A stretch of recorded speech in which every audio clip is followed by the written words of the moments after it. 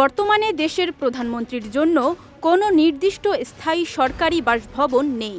গণভবনকে জুলাই স্মৃতি জাদুঘর হিসেবে গড়ে তোলার পর নতুন প্রধানমন্ত্রীর বাসভবন কোথায় হবে সেটি এখনও প্রস্তুত হয়নি।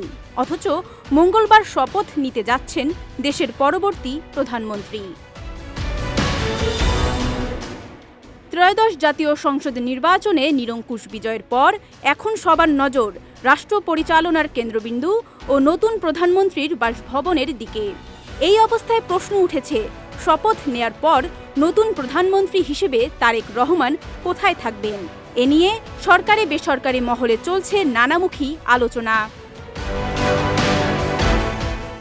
এদিকে নির্বাচনের আগে থেকেই নতুন প্রধানমন্ত্রীর বাসভবন কোথায় হবে তা অনুসন্ধান করে অন্তর্বর্তী সরকার।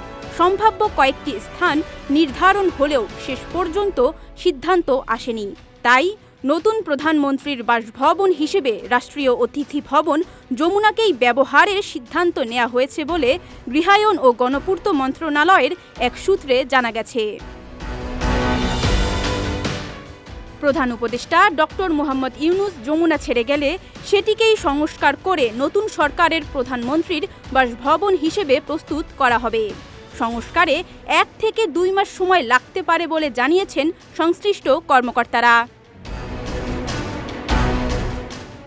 এর আগে গণভবনকে জাদুঘরে রূপান্তরের সিদ্ধান্তের প্রেক্ষাপটে নতুন প্রধানমন্ত্রীর বাসভবন নির্ধারণে পৃথক কমিটি গঠন করা হয়েছিল। কমিটি শেরেবাংলা নগরের সংসদ ভবন এলাকার স্পিকার ও ডেপুটি স্পিকারের বাসভবন এবং প্রতিরক্ষা মন্ত্রণালয় এলাকা বিবেচনায় নেয়।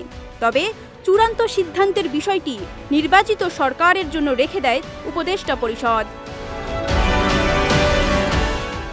গত বৃহস্পতিবার ত্রয়োদশ জাতীয় সংসদ নির্বাচন অনুষ্ঠিত হয়। বাংলাদেশ জাতীয় সংসদের 300 আসনের মধ্যে বিএনপি 2 শতাধিক আসনে জয়ী হয়ে 2/3 বেশি আসনের সমর্থন পেয়েছে। বিজয় টিভি নিউজ ডেস্ক।